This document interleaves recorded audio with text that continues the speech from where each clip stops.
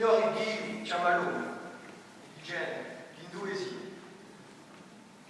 L'uomo rispondeva, ho intesa oggi in un giardino e aiutami ora, perché io sono nudo e mi sono piatto.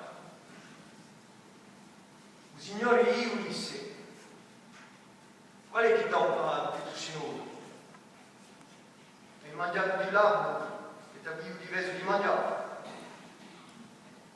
L'uomo rispondeva, a ogni che ti hai messo accanto a me, mi ha dato di là e ne ho mangiato.